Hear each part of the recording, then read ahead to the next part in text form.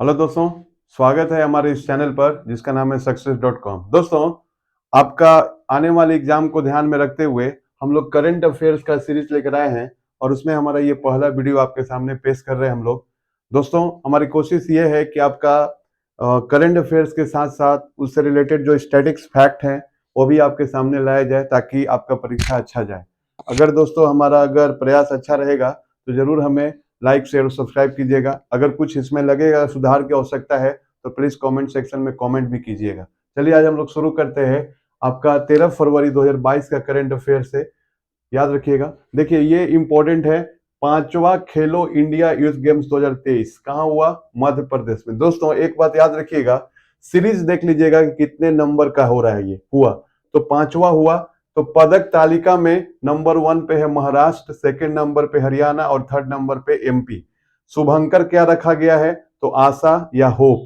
और नया खेल इसमें कौन शामिल हुआ? वाटर स्पोर्ट्स जैसे कयाकिंग, कैनोइंग और फेंसिंग, तलवारबाजी। दोस्तों इस बार बीपीएससी का 68 में खेलो इंडिया यूथ गेम्स में कौन सा नया गेम शामिल हुआ, ऐसे करके भी क्वेश्चन पूछे गए थे। तो इतना बिल्कुल याद रखिएगा, नया खेल कौन शामिल हुआ 2023 के खेलो इंडिया यूथ गेम्स में?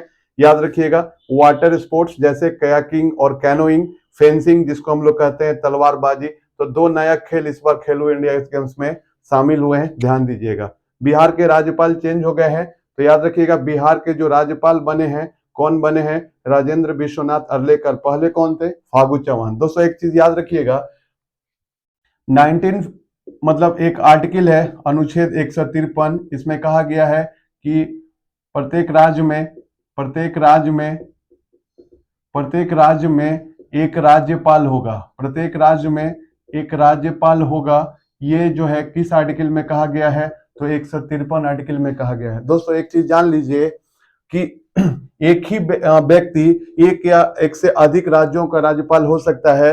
ये कहा गया अनुच्छेद 153 में, पहला ऐसा नहीं था। ठीक है, तो एक ही व्यक्ति एक या एक से अधिक राज्यों का राज्यपाल हो सकता है। इसके लिए 7वां संविधान संशोधन किया गया। याद रखिएगा 7वीं संविधान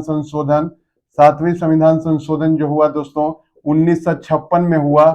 और इसमें यह कहा गया कि एक ही व्यक्ति एक या एक से अधिक राज्यों का राज्यपाल हो सकता है। इस चीज को ध्यान रखिएगा, यह 7वां संविधान संशोधन आपके लिए बड़ा ही महत्वपूर्ण संशोधन है।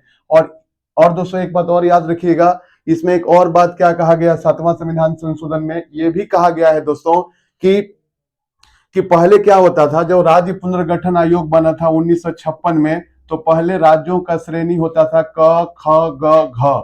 और इन चारों राज्यों के श्रेणी को समाप्त करके याद रखिएगा 14 राज्य और 7 केंद्र शासित प्रदेश बनाए गए थे। कौन सा संविधान संशोधन के तहत? तो 7वां संविधान संशोधन 1956 के तहत। ये बिल्कुल याद रखिएगा, आपको स्टैटिक में फायदा करेगा दोस्तों। तो 7वां संविधान संशोधन में दो बातें हुई थी। एक बातें हुई थी कि प्रत्येक राज्य में एक राज्यपाल होगा, मतलब उसके बाद इसमें क्या जोड़ा गया कि 7वें संविधान संशोधन में यह बात जोड़ा गया कि एक ही व्यक्ति दो या दो से अधिक राज्यों का राज्यपाल हो सकता है। और दूसरा इसमें जोड़ा गया कि क ख ग घ जो राज्यों के श्रेणी थे उसको हटा दिया गया और 14 राज्य और 7 केंद्र शासित प्रदेश बना दिए गए 7वें संविधान संशोधन 1956 के द्वारा। तो बड़ा ही इंपॉर्टेंट है, इसको याद रखिएगा दोस्तों। ठीक है, विश्व यूनानी दिवस 11 फरवरी को मनाया जाता है, याद रखिएगा। और इस बार का इसका थीम है यूनानी मेडिसिन फॉर पब्लिक हेल्थ। क्या है? यूनानी मेडिसिन फॉर पब्लिक हेल्थ। तो यूनानी दिवस बिल्कुल याद रखिएगा 11 फरवरी को मनाया जाता है। और ये किसके याद में मनाया जाता है दोस्तों? ये भी बात आप याद रखिएगा। अगर पूछेगा कि यूनानी दिवस, विश्व यूनानी दिवस जो है दोस्तों किसके सम्मान में मनाया जाता है? तो याद रखिएगा हकीम अजमल खान। हकीम अजमल खान के, याद रखिएगा हकीम अजमल खान के याद में मनाया जाता है विश्व यूनानी दिवस, याद रखिएगा।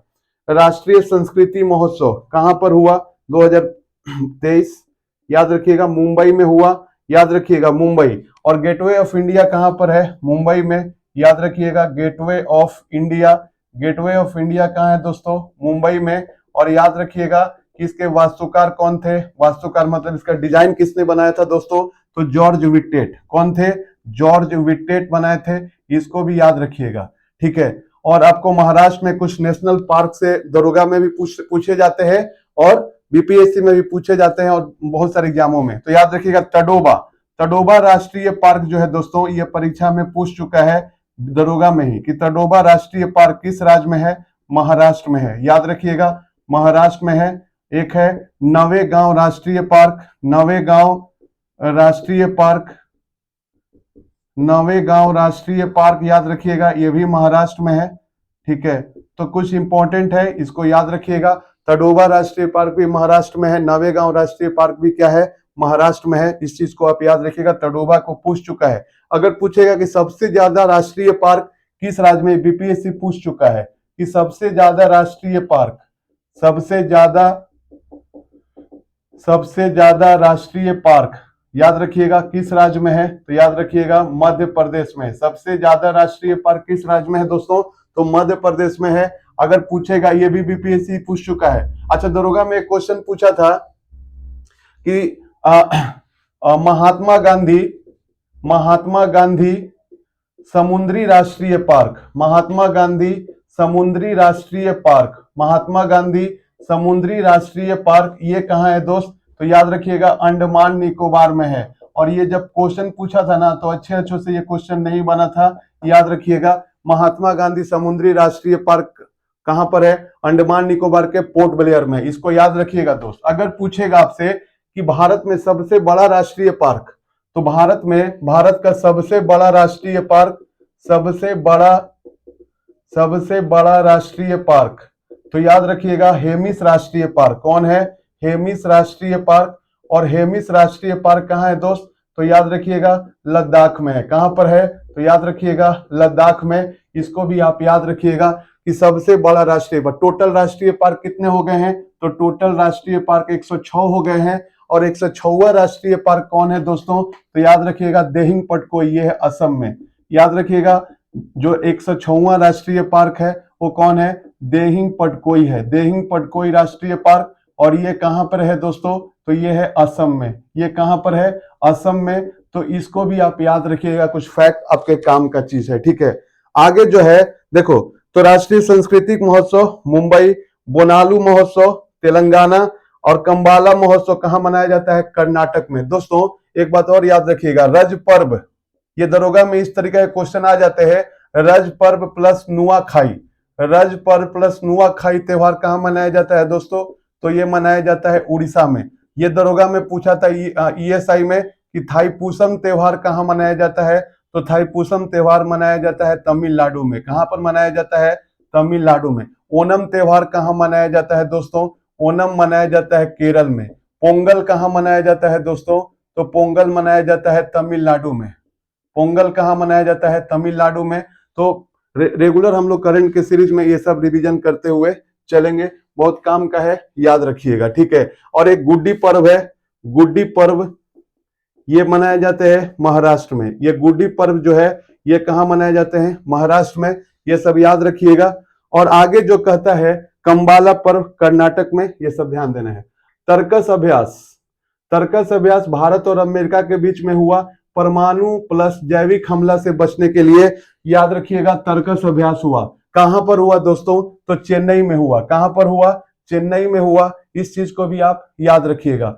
और याद रखना परमाणु और जैविक हमला से बचने के लिए भारत की तरफ से एनएसजी, नेशनल सिक्योरिटी गार्ड, और अमेरिका का स्पेशल ऑपरेशन फोर्स ने मिलकर यह अभ्यास किया था चेन्नई में। अब दोस्तों एक क्वेश्चन आपसे यहां से क्वेश्चन आ सकता है, आता है परीक्षा में कि नेशनल सिक्योरिटी गार्ड की स्थापना कब हुई थी, तो नेशनल सिक्योरिटी गार्ड की स्थापना हुई थी 1986 में। और इसका मुख्यालय कहां है दोस्त, तो मानेसर हरियाणा। इसका मुख्यालय कहां है, तो मानेसर हरियाणा। और हरियाणा में याद रखिएगा, ये इंपॉर्टेंट है आपके लिए। ठीक है, और एक बात याद रखिएगा, इसको ब्लैक कैट्स भी कहते हैं, यानी कि जो नेशनल सिक्योरिटी गार्ड के लोग हैं जो हमारा, उनको ब्लैक कैट्स भी कहते हैं। इसको भी याद रखिएगा। ठीक है, अच्छा, गुरुग्राम हरियाणा में अंतरराष्ट्रीय सौर गठबंधन का मुख्यालय भी है।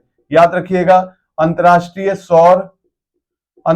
सौर गठबंधन का मुख्यालय, अंतरराष्ट्रीय सौर गठबंधन का मुख्यालय कहां है दोस्तों, तो याद रखिएगा गुरुग्राम में है। गुरुग्राम कहां पर पड़ता है, तो हरियाणा में। याद रखिएगा भारत का पहला अनाज एटीएम, भारत का पहला अनाज एटीएम कहां खुला है दोस्तों?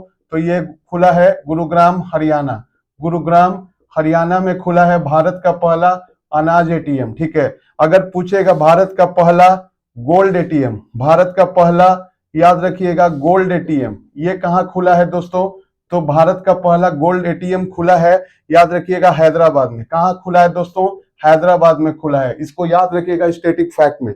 और एक बात याद रखिएगा, एटीएम का फुल फॉर्म अगर आपसे पूछ लेता है परीक्षा में, तो याद रखिएगा एटीएम का फुल फॉर्म होता है ऑटोमेटेड टेलर मशीन। याद रखिएगा ऑटोमेटेड टेलर मशीन, याद रखिएगा, ये भी आपके परीक्षाओं के लिए प्रश्न बन सकते हैं। ठीक है, आगे जो है भारतीय चावल कांग्रेस का 2023 में बैठक कहां हुआ दोस्तों? कटक में। भारतीय चावल कांग्रेस 2023 का बैठक कहां हुआ? कटक में। कटक मतलब कहां? उड़ीसा। कटक कहां है दोस्तों? उड़ीसा। तो याद रखिएगा, ये भी इंपॉर्टेंट क्वेश्चन है। कुछ स्पेशल फैक्ट इसमें भी आप जान लीजिए कि जो कटक में है दोस्तों, तो कटक में एक बड़ा इंपॉर्टेंट संस्थान है, राष्ट्रीय चावल अनुसंधान संस्थान, राष्ट्रीय चावल अनुसंधान संस्थान। ये कहां पर है दोस्तों? तो कटक में है। कहां पर है? कटक में। और याद रखिएगा अंतरराष्ट्रीय चावल अनुसंधान संस्थान, अंतरराष्ट्रीय चावल अनुसंधान संस्थान, याद रखिएगा अंतरराष्ट्रीय चावल अनुसंधान संस्थान कहां पे है दोस्तों? तो ये है फिलीपींस में। कहां पर है? फिलीपींस में। याद रखिएगा फिलीपींस में एक जगह है लॉस वेगास। ठीक है, तो यहां पर है, आपको याद रखिएगा अंतरराष्ट्रीय चावल अनुसंधान संस्थान। ये आप देखिए, ये जो है अंतरराष्ट्रीय चावल अनुसंधान संस्थान फिलीपींस, लॉस वेगास में नहीं, लॉस बानोस में है। याद रखिएगा लॉस बानोस में है, इसको भी याद रख लेना दोस्त। ठीक है, काफी इंपॉर्टेंट है। आगे देखिए एक चीज और, आपको पता है ना कि जो है चिल्का झील जो है भारत की सबसे बड़ी खारे पानी की झील, चिल्का झील आपका भारत में पता है कि भारत में टोटल 9 समुद्र तटीय राज्य हैं। यहाँ पर कौन हो गया? गुजरात। ठीक है, और यहाँ पर कौन हो गया? महाराष्ट्र। भारत में टोटल कितने समुद्र तटीय राज्य हैं? गुजरात है, महाराष्ट्र है, याद रखिएगा गोवा है, फिर इधर कर्नाटक है और केरल है। यानी कि इधर में क्या है? इधर में पश्चिमी घाट, वेस्टर्न घाट, और इधर में पूर्वी घाट है। पूर्वी घाट में 4 समुद्र तटीय राज्य हैं। इधर में बंगाल हो गया, कलकत्ता कहिए, कलकत्ता, पश्चिम बंगाल, इसको याद रखिएगा। आगे कौन है? उड़ीसा है। ठीक है, और कौन है? आंध्र प्रदेश है और तमिलनाडु है। तो याद रखिएगा भारत में टोटल 9 समुद्र तटीय राज्य हैं। तो 5 जो है पश्चिमी घाट में और 4 जो है पूर्वी घाट में। तो उड़ीसा में दोस्तों आपको पता है कि जो उड़ीसा में यहाँ पर चिल्का झील है, जो भारत की सबसे बड़ी खारे पानी की झील है, चिल्का झील। और याद रखिएगा आंध्र प्रदेश और तमिलनाडु के सेक्टर में एक पुलिकट झील है। कौन झील है? पुलिकट झील।